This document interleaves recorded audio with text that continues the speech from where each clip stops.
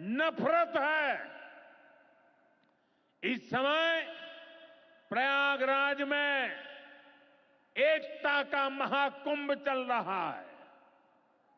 ये भारत की आस्था का, भारत की एकता और समरसता का सबसे बड़ा महोत्सव है।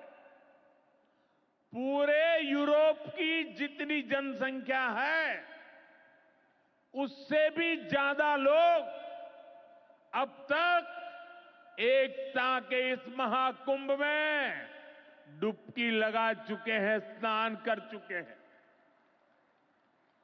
बिहार से भी गांव-गांव से श्रद्धालु एकता के इस महाकुंभ होकर आ रहे हैं।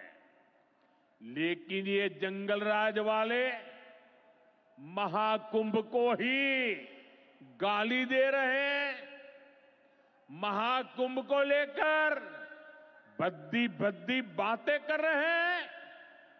राम मंदिर से चिढ़ने वाले लोग महाकुंभ को भी कोसने का कोई मौका नहीं छोड़ रहे हैं।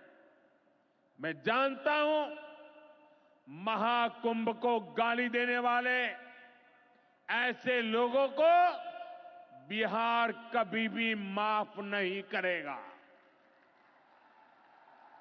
साथियों, बिहार को समृद्धि के नए पथ पर ले जाने के लिए हम दिन रात ऐसे ही मेहनत करते रहेंगे। एक बार फिर देश के किसानों को और बिहार वासियों को बहुत बहुत बधाई। मेरे साथ बोले, भारत माता की, भारत माता की। बहुत बहुत धन्यवाद।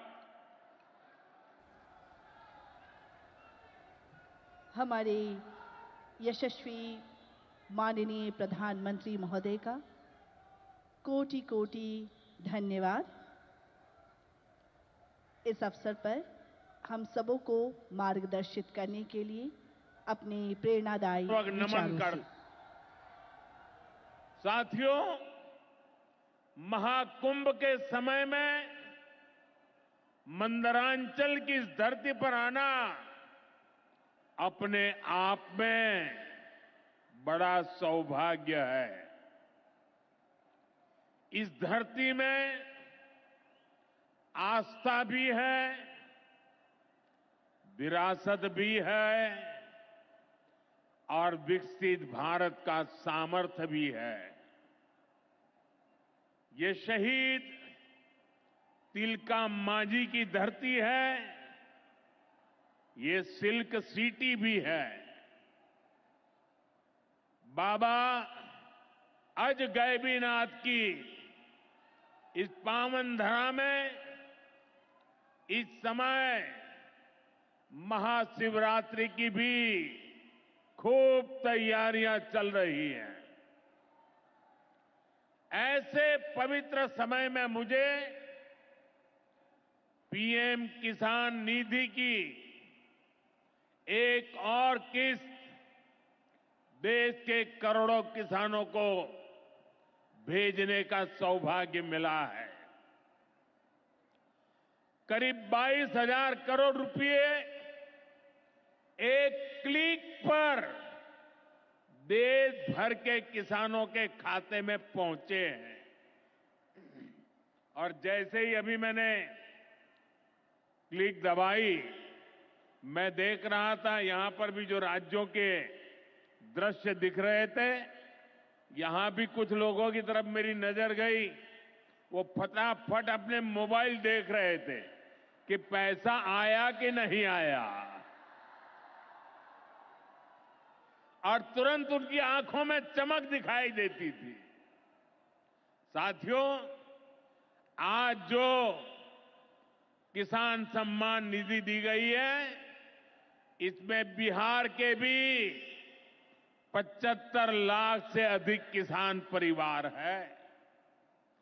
बिहार के किसानों खाते में आज सीधे करीब 1,600 करोड़ रुपए उनके खाते में पहुंच चुके हैं।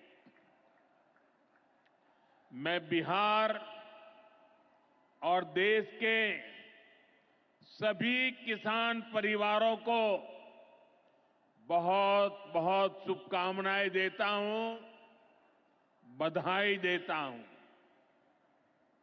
साथियों, मैंने लाल किले से कहा है कि विकसित भारत के 4 मजबूत स्तंभ है।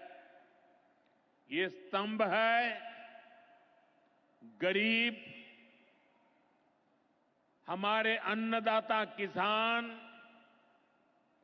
हमारे नौजवान, हमारे युवा और हमारे देश की नारी शक्ति। एनडीए सरकार चाहे केंद्र में हो या फिर यहां नीतीश जी के नेतृत्व में चल रही सरकार हो, किसान कल्याण हमारी प्राथमिकता में है।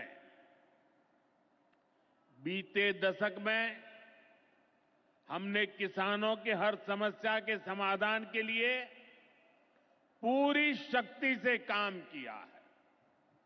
किसान को खेती के लिए अच्छे बीज चाहिए, पर्याप्त और सस्ती खाद चाहिए, किसानों को सिंचाई की सुविधा चाहिए, पशुओं का बीमारी से बचाव चाहिए और आपदा के समय नुकसान से सुरक्षा चाहिए। पहले इन सभी पहलुओं को लेकर किसान संकट से घिरा रहता था। जो लोग पशुओं का चारा खा सकते हैं, वो इन स्थितियों को कभी भी नहीं बदल सकते। एनडीए सरकार ने इस स्थिति को बदला है। बीते वर्षों में हमने सैकड़ों आधुनिक किस्म के बीज किसानों को दिए। पहले यूरिया के लिए किसान लाठी खाता था और यूरिया की कालाबाजारी होती थी। आज देखिए, किसानों को पर्याप्त खाद मिलती है। हमने तो कोरोना के महासंकट में भी किसानों को खाद की कमी नहीं होने दी। आप कल्पना कर सकते हैं कि अगर एनडीए सरकार न होती, क्या होता? साथियों, अगर एनडीए सरकार न होती तो आज भी हमारे किसान भाई बहनों को खाद के लिए लाठियां खानी पड़ती। आज भी बरौनी खाद कारखाना बंद पड़ा होता। दुनिया के अनेक देशों में खाद की बोरी जो 3,000 रुपए की मिल रही